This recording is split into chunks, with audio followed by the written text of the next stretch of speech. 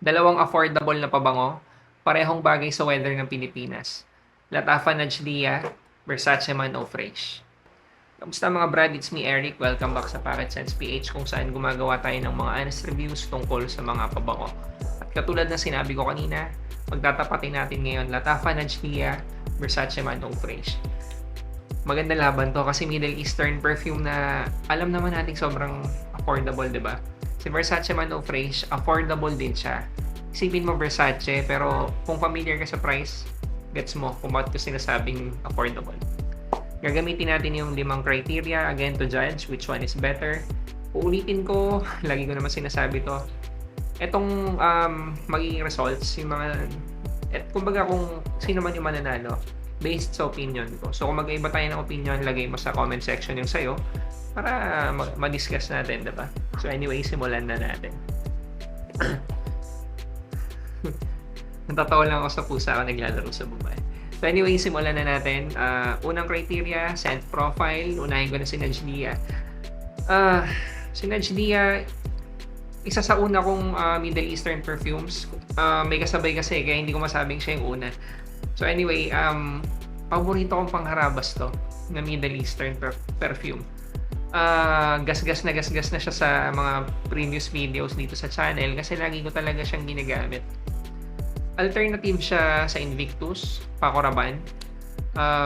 Pwede mo sabihing alternative sa Hawas din kasi magkakapareho lang naman sila ng scent DNA. Fresh na green na bubble gummy. Excuse. Bubble gummy. So may freshness din siyang gini-give off. Okay yung scent profile niya. I mean, pasok na pasok sa weather ng Pilipinas. Kaya nga lagi kong ginagamit pang harabas. Si Versace Man o Fresh, ito nga ba yung, tama, ito yung una kong designer. Ito yung una kong parang mako-consider ko mas mamahalin. Apa ba ko? Sa mall ko pa binili, kaya mas mahal. Konting background kung bakit ko siya binili. Naamoy ko yung perfume ng pinsan ko. Dolce & Gabbana Light Blue. Pambabae, magkapareho sila ng amoy, magkalapit. Parang sobrang magkalapit. So natuwa ako ang naiiwan yung amoy, ang refreshing, ang fresh. Kumbaga ganun lang, amoy, parang kahit pinagpapawisan ka, amoy bagong ligo lang. Ganun yung dating ni Versace Man o Fresh. So may sharpness sa umpisa.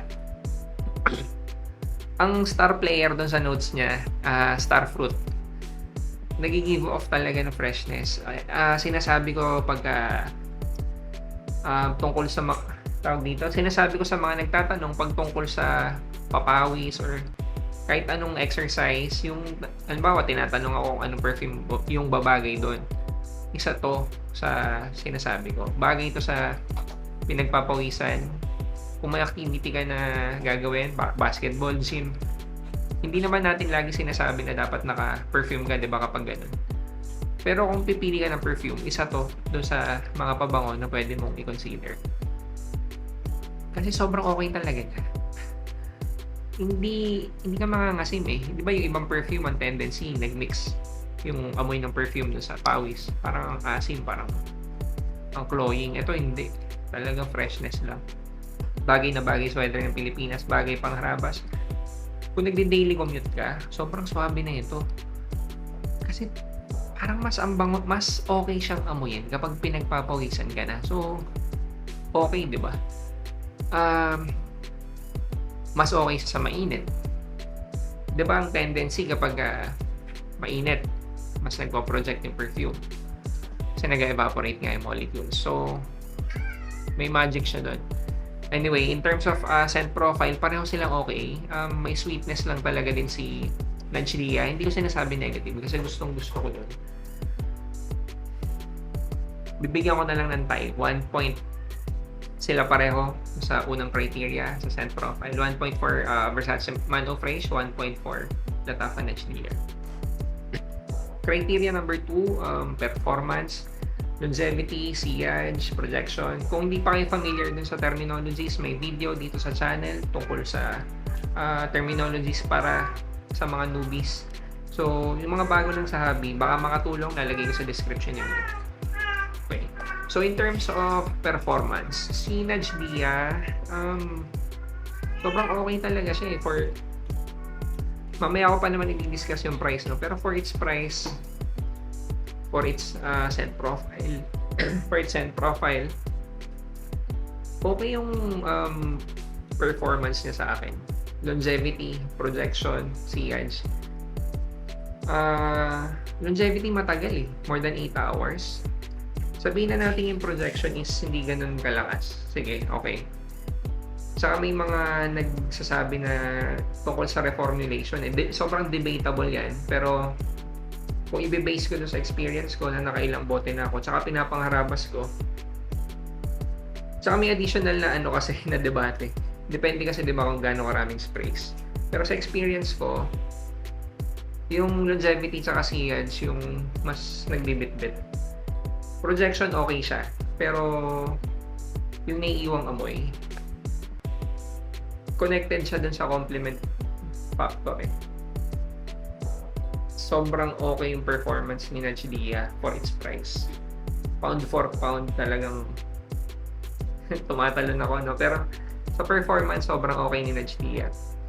Si Versace Man Eau Fresh, for a freshie, na ganitong type na freshie, ito kasi yung type na freshie na pure fresh talaga. Okay na rin eh, pwede na. 6 hours, 7 at most siguro yung longevity niya. Projection niya, hindi super lakas mag-project, pero gaya nga nung sinasabi ko, kasi ginagamit mo tong pabango na to sa mainit, mas bagay siya doon. At pag ginamit mo siya sa mainit or sa pinagpapawisan ka, ang tendency, mas nagpo-project, mas lumalayo sa katawan mo yung amoy, yung projection. So, okay na rin siya for this type of scent. Pero kung ikukumpara mo kay Latafa Najdia, better talaga overall yung performance ni Latafa Najdia. So, criteria number 2, performance, 1.4 Latafa Najdia. Criteria number 3, versatility. So, siguro ito yung madaling ibigay naman kay Versace Man Eau Fresh. Pareho silang versatile.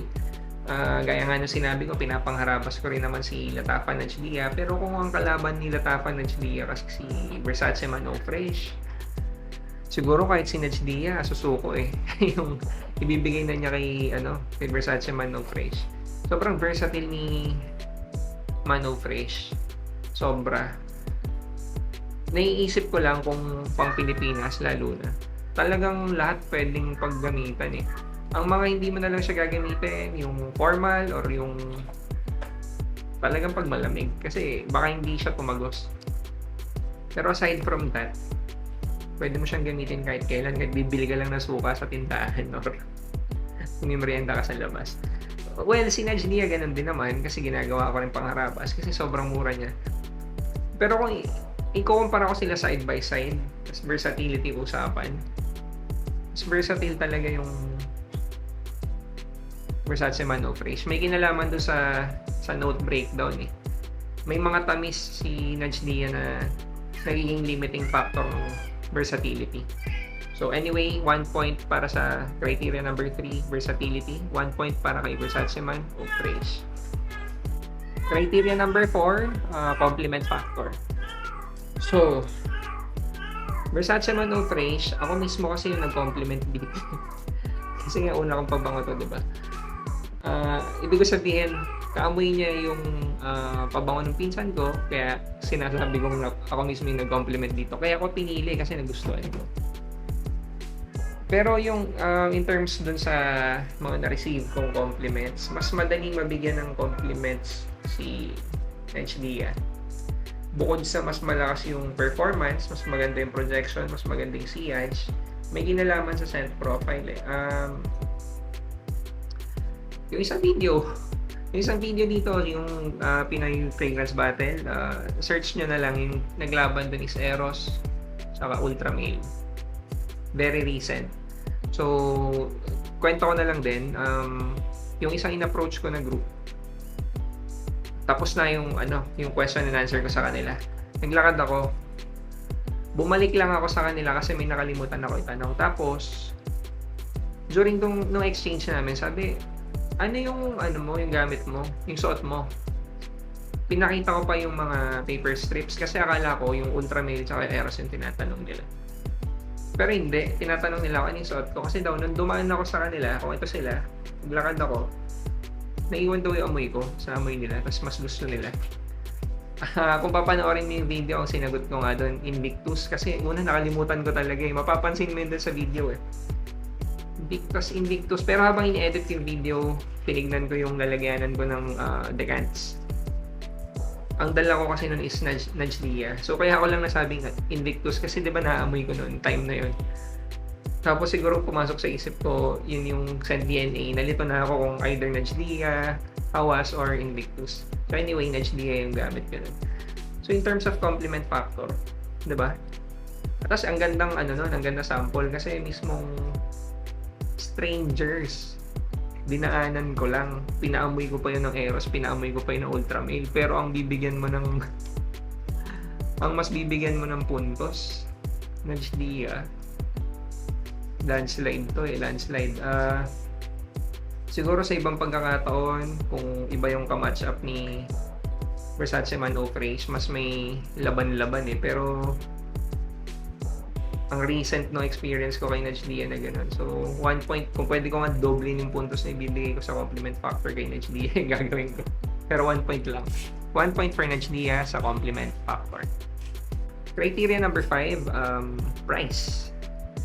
Middle Eastern perfume. Sila Tafa Najlia, Versace Man Oak Race, alam nyo na, Versace.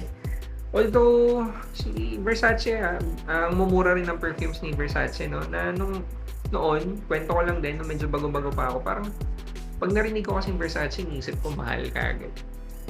Pero through the years natutunan ko, pagdating sa mga pabango, pag Versace, parang nandun pa siya sa mas mababa or sa mas mura na tier. Pero kung Versace Man Oak Race versus Latafa Najlia, si Latafa Najlia kasi naglalaro lang sa 1,000 piso yung presyo niyan, 'di ba? Minsan may mga mas mura pa. Actually, kung direct sa UAE, sa 500 pesos lang yata yan eh. Baka, ewan ko, baka may mas mura pa. So anyway, sa price, 1.4 Latafa Najlia. Hindi ko na naman nabilang. 1, 2, 3. Ilan na? Ulit. Wait lang 1, 2, 3, 4, 2. So lamang si Najlia. Lagay nyo nga sa comment section kung ano yung tingin yung resulta nitong matchup na to kung kayo yung magja-judge. Kasi ang laki ng bias ko kay Najlia eh. So parang gusto ko kasi maging fair. I mean, hindi ko sinasabi dinaya ako tong resulta. Pero kasi parang siguro mas may validation kung manggagaling sa ibang tao. Pero feeling ko kung ito yung matchup, kahit ibang tao yung tanongin, mas pipiliin yung Najlia. Feeling ko, or opinion ko yun. Lagay nyo sa comment section kung tingin nyo same tayo. Kung hindi, lagay nyo pa rin sa comment section yung palagay nyo. May iba pa tayong mga videos na ilalabas. Sana magustuhan nyo, sana abangan nyo. Maraming salamat.